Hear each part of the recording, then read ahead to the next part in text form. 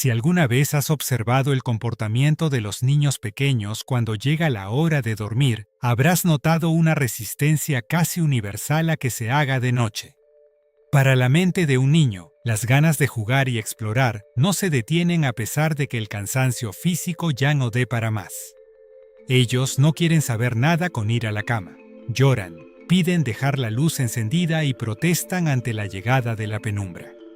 Como padres, nos vemos obligados a repetirles una y otra vez la misma frase de consuelo. No te asustes, la noche no es tu enemiga. Se hizo exclusivamente para que puedas descansar. Mañana te necesito fresco. En el plano espiritual, los adultos nos comportamos de manera idéntica. Cuando las temporadas de quietud, de zozobra y de aparente oscuridad se instalan en nuestra existencia, caemos en el pánico.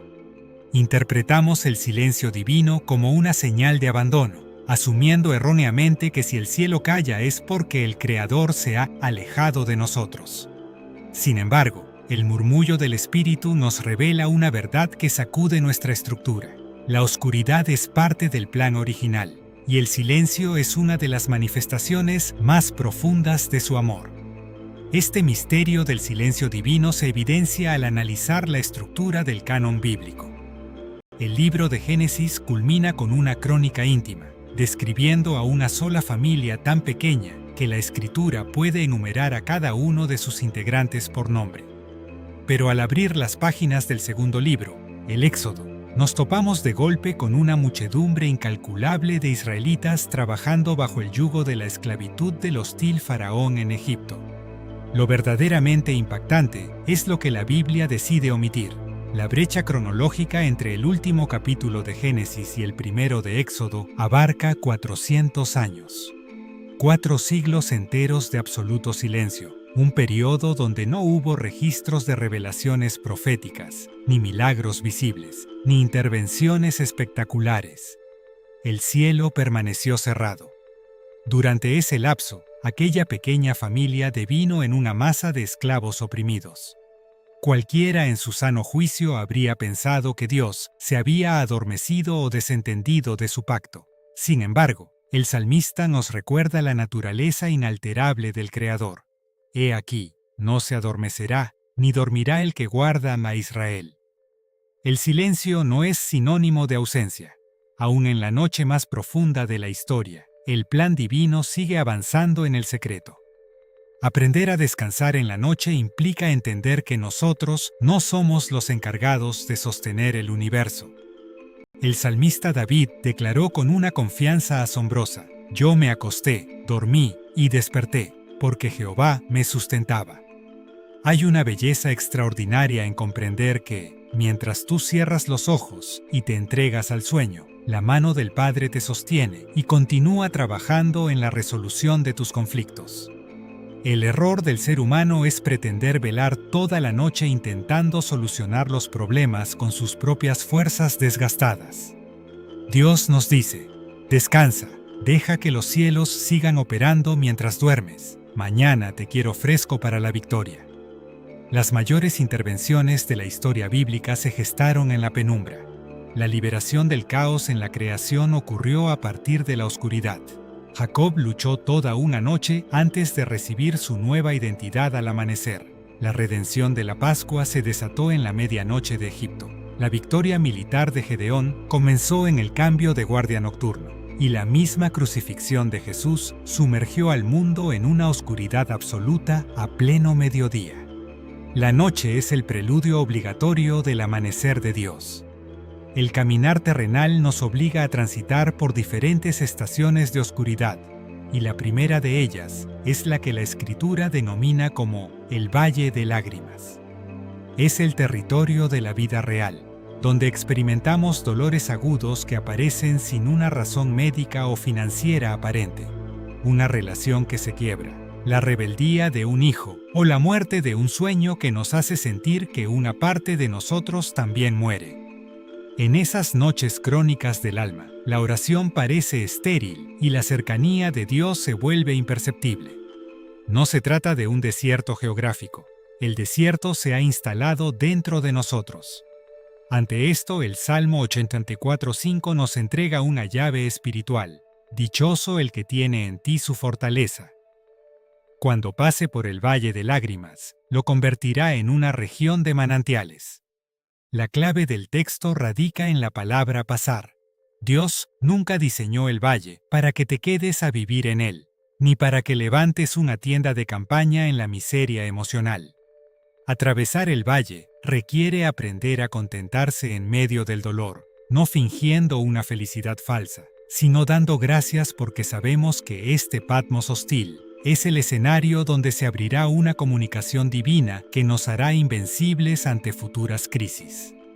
La segunda estación de penumbra es el Valle de los Huesos Secos, y a diferencia del primero, este no ocurre por las circunstancias de la vida común, sino porque el Espíritu Santo mismo decide llevarte allí. La mano del Señor vino sobre el profeta Ezequiel y lo paseó en medio de un valle repleto de osamentas completamente secas. Muchas veces culpamos al enemigo por cada crisis que atravesamos, ignorando que es el Espíritu quien a veces nos introduce en territorios hostiles. Un empleo rodeado de personas conversas, un hogar con un cónyuge endurecido o una temporada de deudas asfixiantes, con un propósito soberano. En medio de la desolación, Dios le formula al profeta una pregunta crucial. Hijo de hombre, ¿podrán revivir estos huesos? La respuesta del hombre sabio debe ser siempre, Señor Jehová, tú lo sabes. Dios no te pide que evalúes la viabilidad del milagro basándote en la sequedad de la situación. Él te introduce en la muerte para activar la fe de resurrección. El mandato divino para salir de este segundo nivel de oscuridad es contundente. Profetiza sobre quién y sobre estos huesos. El error de muchos creyentes es que pasan la vida hablándole a Dios acerca del tamaño de sus montañas, llorando y pidiendo que las quite, cuando la orden imperativa de Jesús es hablarle a la montaña desde la autoridad de Dios y ordenarle que se mueva. Caminar entre las finanzas muertas, mirar los números rojos en la pantalla de la computadora o pararse junto a la cama de un hijo rebelde en la madrugada requiere activar el lenguaje profético. Poner la mano sobre las circunstancias áridas y declarar, profetizo en el nombre del Señor, que el aliento de vida entra ahora, que los cielos se abren, que los tendones se restauran y que la providencia divina se suelta.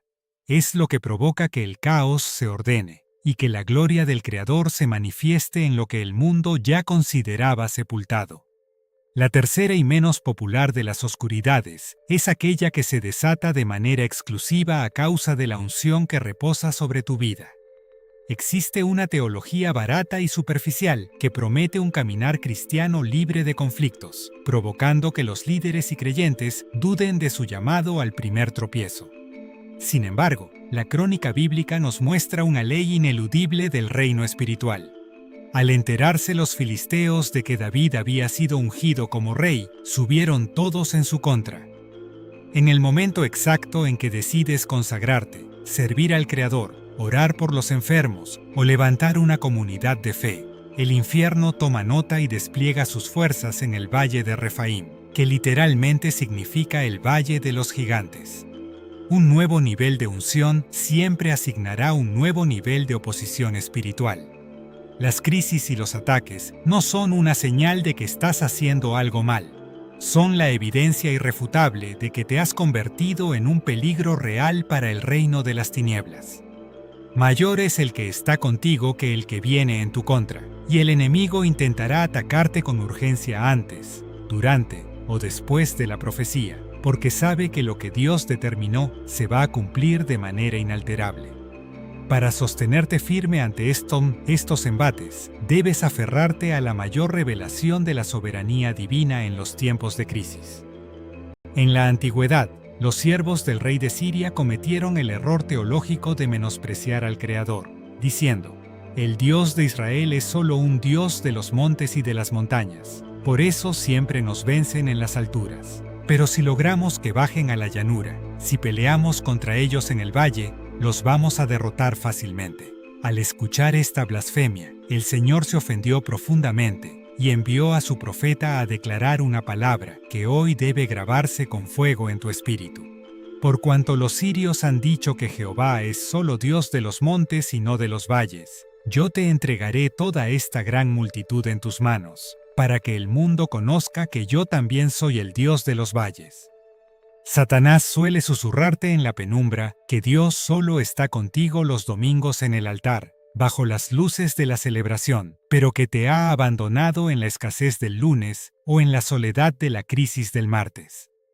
Pero nuestro Dios no es una deidad mitológica distanciada que ignora tus lágrimas. Él mismo lloró ante la tumba de Lázaro y sudó gotas de sangre en la oscuridad de Getsemaní. Tu Padre es el Dios de las cumbres, pero gobierna con la misma autoridad en la profundidad del dolor. No importa si hoy te encuentras atravesando el valle de las lágrimas reales, el valle de los proyectos muertos o el valle de la guerra espiritual a causa de tu asignación. El sol de tu ayer ya se puso y el de tu mañana aún no ha salido. Vive el hoy con las fuerzas del presente. Descansa con la total certeza de que el que te guarda nunca duerme, y prepárate para ver cómo el Dios de los valles planta su bandera de victoria sobre cada uno de tus enemigos.